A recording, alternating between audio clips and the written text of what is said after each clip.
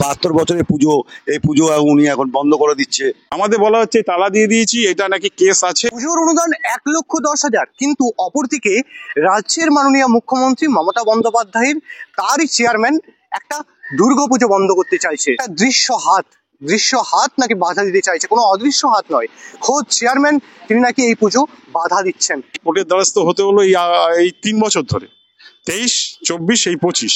আমরা ওনার কাছে সবসময় চিঠি দিয়েছি পৌরসভার ইয়ের কাছে যে আমাদের পারমিশন দেওয়া হোক পুজোর জন্য। উনি বললেন আমি দেবো না, কোর্ট থেকে গিয়ে পারমিশন নিয়ে আসো। তা আমরা গত 23, হ্যাঁ, তা কোর্ট থেকে আমরা নিয়ে এসছি। তা আমরা কোর্ট থেকে 23-এ নিয়ে এসছি, 24-এও নিয়ে এসছি, এবার 25-এও নিয়ে এসছি।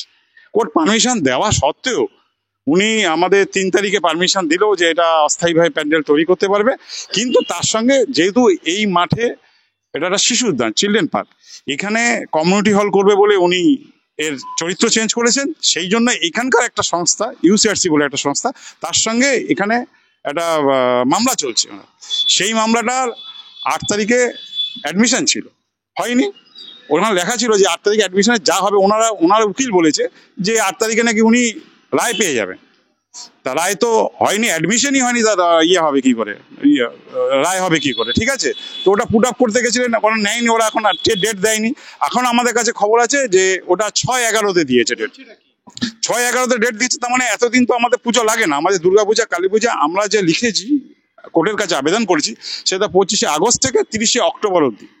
তাহলে আমাদের পুজোটা হয়ে যায়, আমাদের পারমিশন দিয়েছে, তাহলে ওই কেসটার উপর লিঙ্ক করে আমাদের এটা হবে। তো ওইটাতে এখন শুনানি হচ্ছে না। উনি যদি শুনানি করে নিয়ে আসছেন যে হ্যাঁ আপনাকে কমিউনিটি হলে করার জন্য জায়গা দিয়ে দিয়েছে, তাহলে আমরা ছেড়ে দেবো।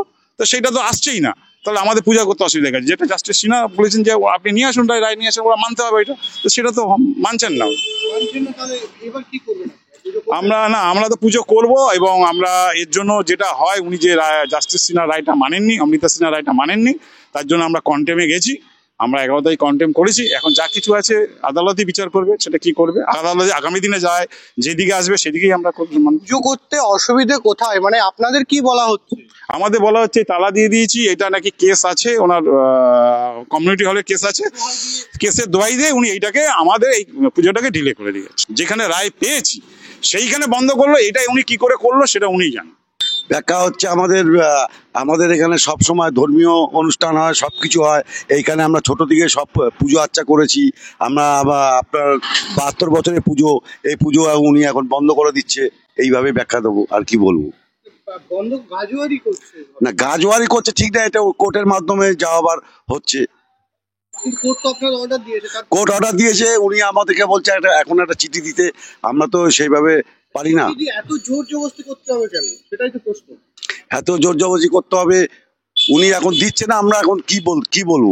যখন মামলা হচ্ছে, রাজ্য সরকারের থেকে যিনি উকিল ছিলেন, পশ্চিমবঙ্গ পুলিশের যিনি প্রতিনিধি ছিলেন, পুলিশেরই লোক, তারা ওপেনলি দাঁড়িয়ে বলে দিয়েছেন এই মাঠে যে পুজো হবে, এই মাঠে পুজোতে আমাদের তরফ থেকে কোনো আমাদের অবজেকশন নেই। জাস্টিস সিনহা তিনি বলেছেন পার্কের ভেতরে পুজো হবে, কোনো অবজেকশন আছে? বলছে আমাদের কোনো অবজেকশন নেই, আমাদের তরফ থেকে নো অবজেকশন।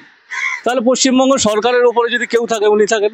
ক্যামেরায় শানু সাহার সঙ্গে আমি অরবিন্দ ভট্টাচার্য, নিউজ 16 ভারত, কলকাতা।